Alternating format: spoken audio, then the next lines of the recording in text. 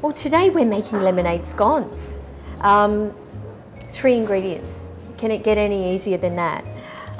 So we start off with self-raising flour, and it's 3 cups. I like to sift my flour because it creates a bit more air in the mixture. And 3 cups. Okay, a little pinch of salt, but this is completely optional. And just sift it over a nice large bowl.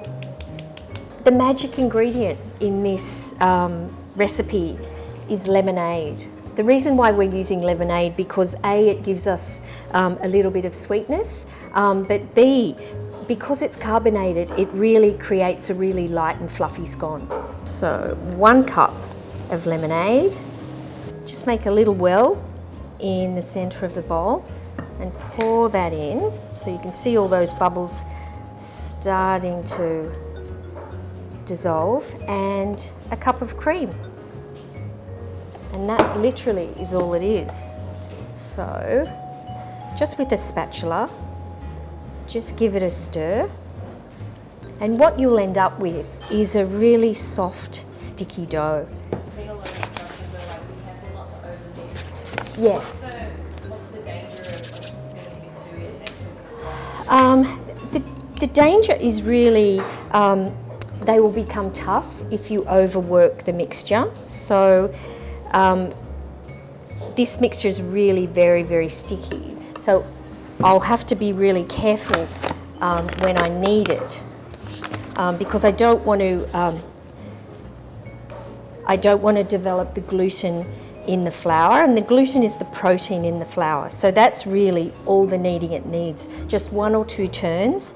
And you can see how liberally I've floured the bench, and that will ensure that the sticky scone dough doesn't actually stick to the bench.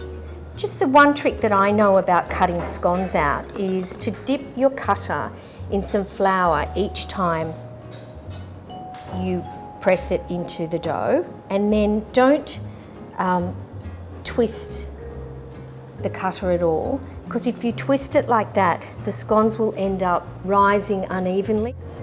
So I was wondering how many scones you think you've made in your career? Gosh, not as many as the CWA ladies. 1,000, maybe?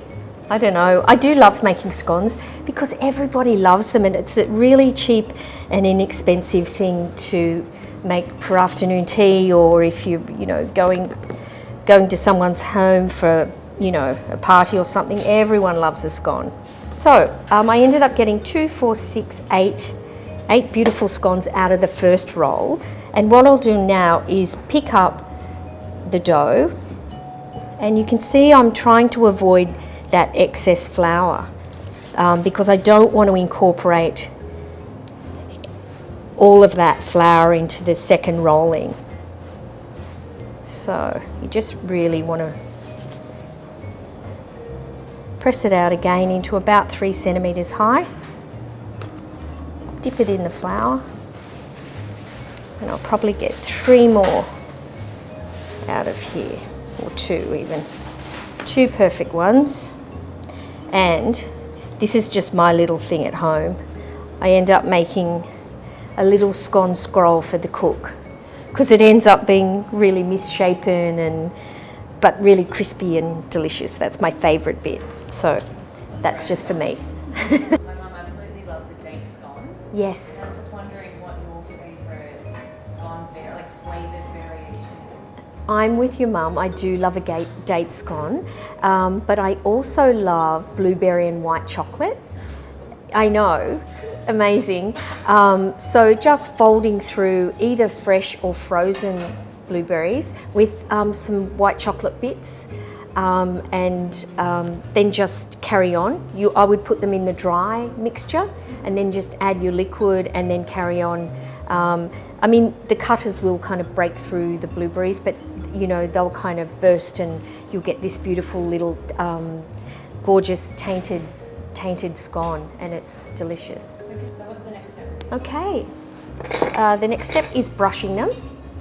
And because we're using cream in this particular recipe, I just use a little bit of extra cream.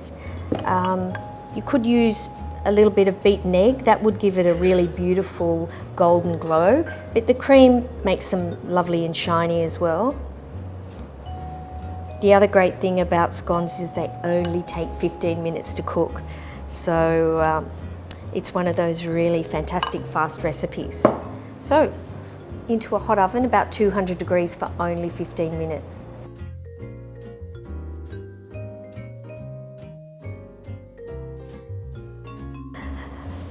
Voila!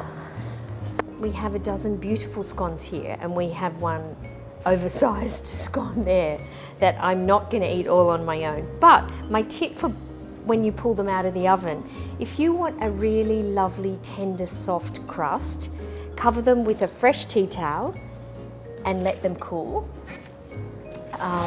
But if you like kind of a little bit more crunch and texture to the crust, you can just let them cool to room temperature. If you eat them too hot, and I have tried this, the cream will melt and it's no fun anymore. So you just have to be patient and let them cool just a little bit.